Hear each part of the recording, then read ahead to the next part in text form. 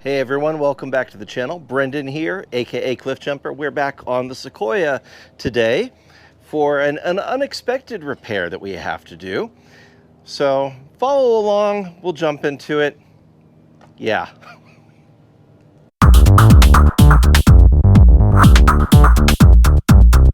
Many of you may know, if you've been following the channel, that we have a new driver in the house. My daughter recently got her driver's license and she is attacking the roads with tremendous ferocity, and in such exuberance she decided to press the four-wheel drive button on our Sequoia to see what happens.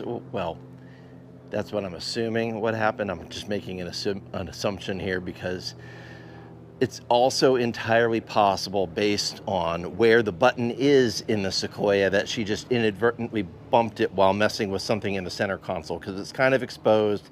It's right there. If you're messing with your phone or something, you can just accidentally hit it. So anyway, what happened should not have happened simply as a result of hitting that button. But if you do have a Sequoia 4x4 or a Tacoma 4x4 or just about any 4x4, you know that once you hit that engage button, you have to drive in a straight line for 15 to 20 seconds in order for everything to do its thing, cycle, all the gears to engage, and everything happens. And if you happen to, I don't know, turn your wheels at a abrupt 90-degree angle while that engagement process is happening, things can go bad. Things like the CV axle can go bad. So down here, well, let's see.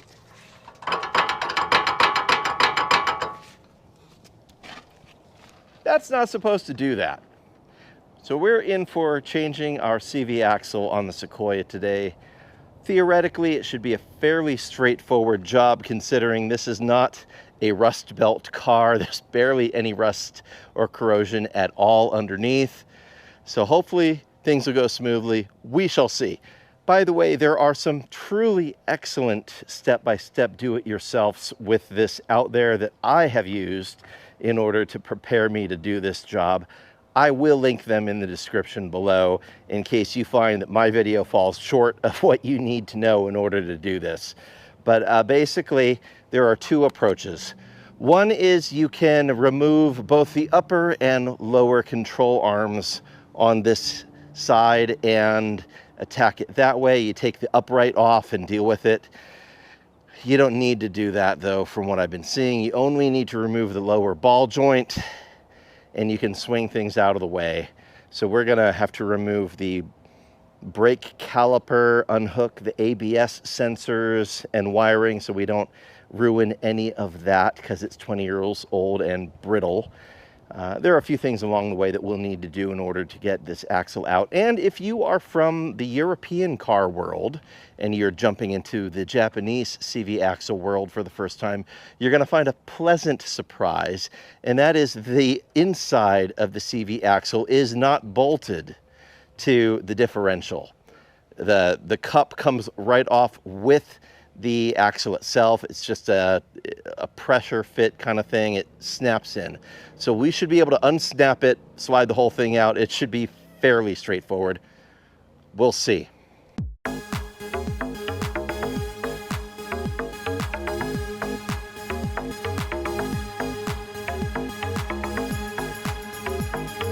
This dust cover has to come off.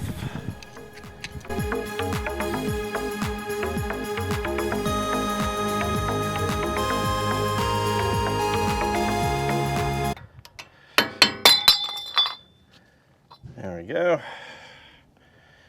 Then we got this cotter pin.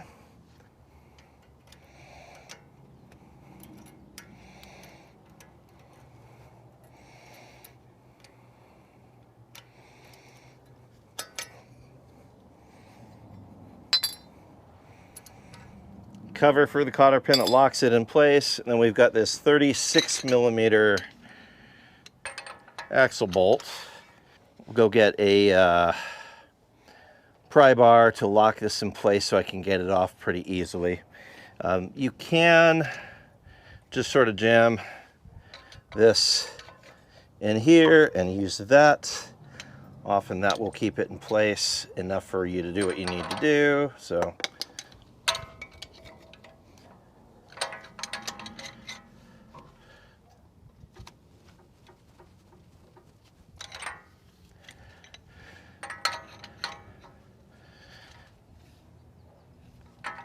I may need to let some lubricant soak here for a little bit first and then come back to it. So I will do that.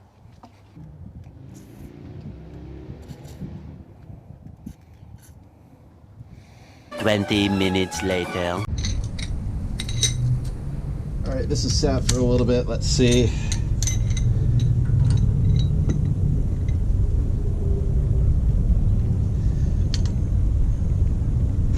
All right.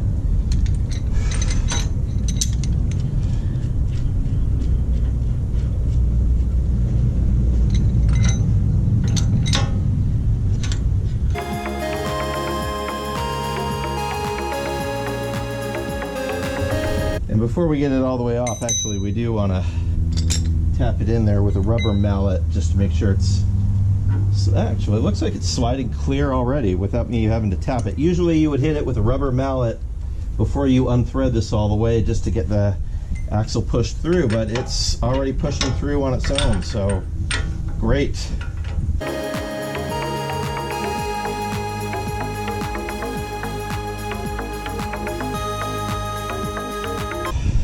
Now we're onto the back side of this. We want to unbolt the, well, we're going to unbolt the calipers to get those out of the way.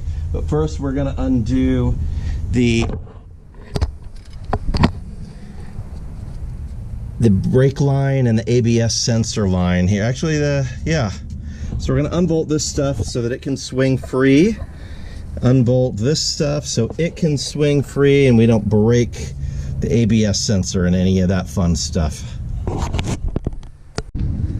Right here, there's a plastic clip we can squeeze and push through. That releases that part of the ABS wire.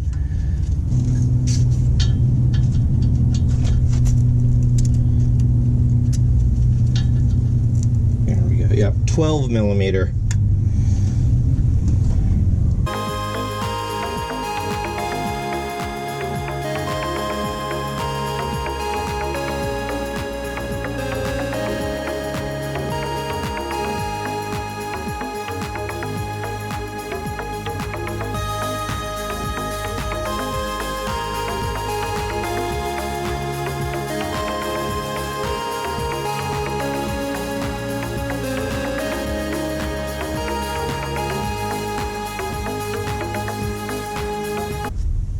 That's fine. It's as out of the way as it needs to be. All right, now we're going to focus our attention down here. We got to undo the lower ball joint to be able to swing that out of the way. And it's really these 4 bolts that need to come off in order to free it. So I've seen people take the whole thing off. I mean, if you're going to be replacing it, I guess that makes sense. I'm not replacing it right now. So I'm going to attempt with just undoing the bottom 4 bolts and seeing if that gives us what we need to swing this free. Once again, 14 millimeter bolts.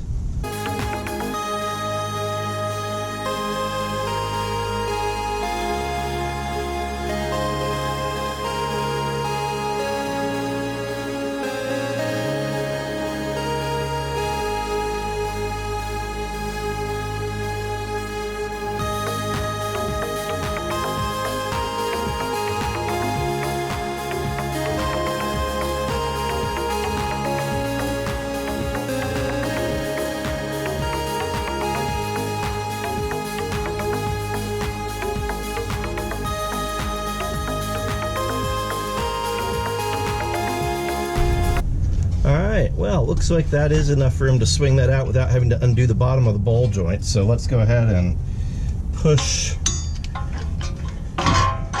that free. All right.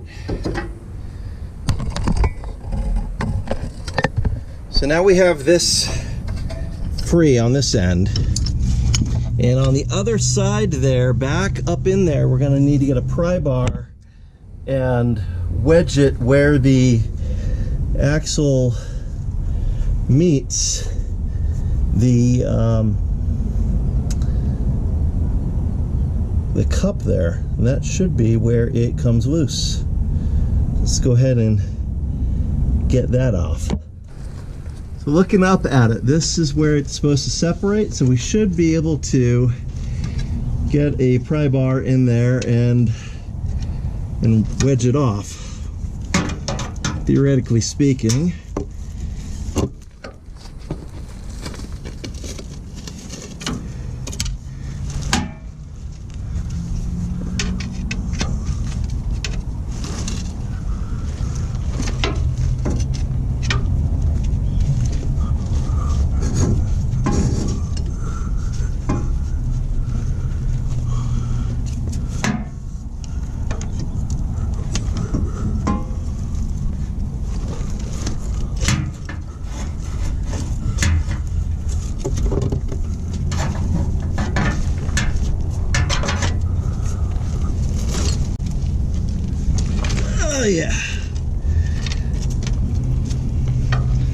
Oh yeah, and differential fluid is going to come out of here, so you're going to want something to catch that.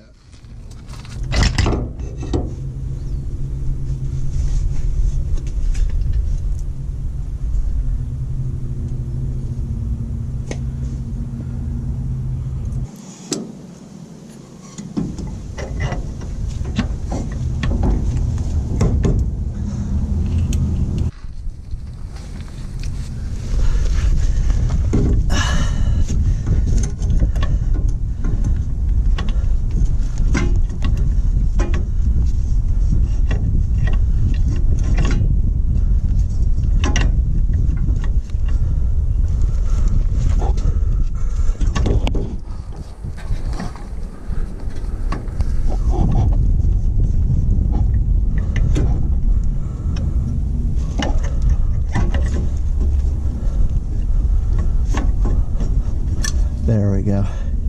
Gotta get the splines started, and then once the splines are lined up, then you mallet it in from the other end.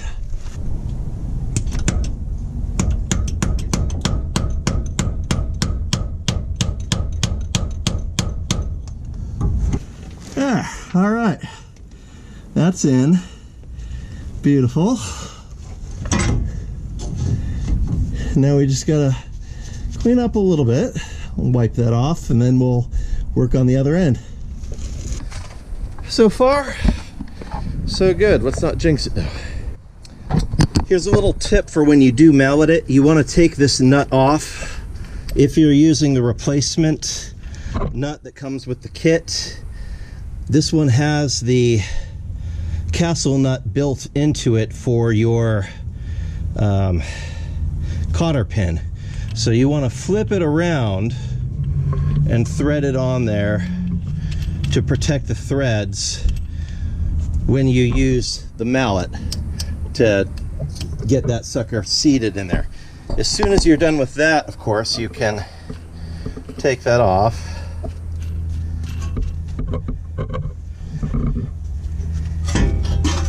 We're gonna make sure that the splines are lining up inside there. Beautiful. Interestingly enough, it's a different size nut that came with the kit, so I'm going to use the factory one instead of the aftermarket one because I have the tool for the factory one. So we're going to do a preliminary tighten on this one. Nothing's in place, but I do want it to be seated fairly well in there. We will still tighten it when everything is all buttoned up. But now we've got that in place, now we can redo the ball joints, get those threaded back in place, and If I were going to replace my ball joint right now would be the time, but I'm not doing that right now because my ball joints are in decent shape. So there you go.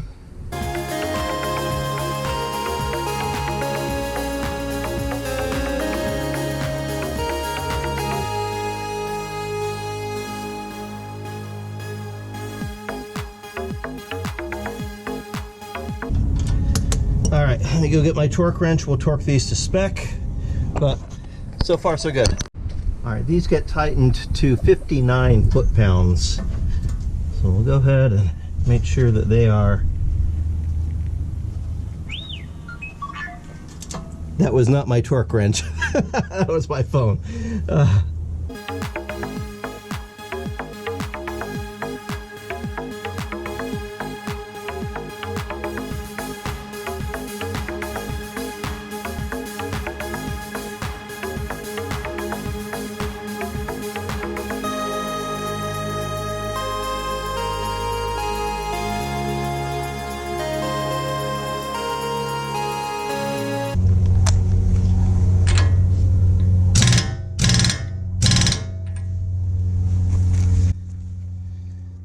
Okay, now that we've got that ugga-dugged down, we are going to replace the securing collar for the cotter pin, and then the cotter pin itself, of course, we're going to get in there, make sure that it passes through the fingers of this collar, and then bend it out. We want to make sure it bends in such a way that it's not going to be interfering with anything after we have the little forks of it spread.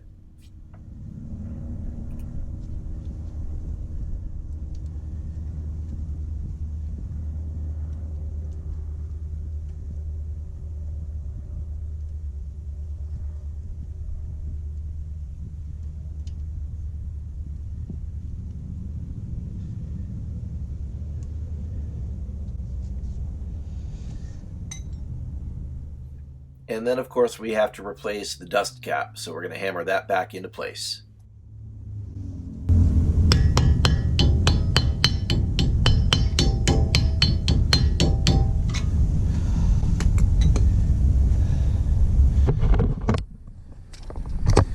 And of course, we got to put this stuff back. That bracket needs to be secured, and the ABS needs to be secured back into that. So take care of those.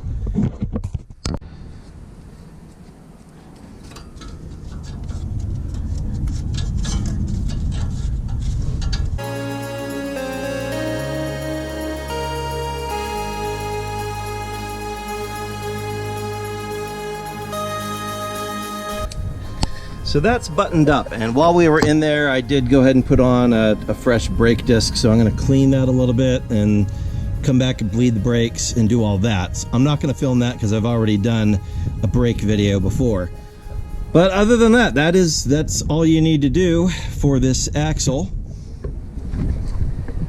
I hope that helped you. If it did, please hit like, maybe even subscribe to the channel. That definitely helps us out a lot. We hit 4,000 subscribers this past month. And so thank you for tuning in. I know you have a lot of YouTube options. Appreciate your viewership. Let me know in the comments what project you are working on at home and how can I be praying for you. And I will see you next time. God bless. And on that terrible disappointment, it's time to say goodbye. We'll be back.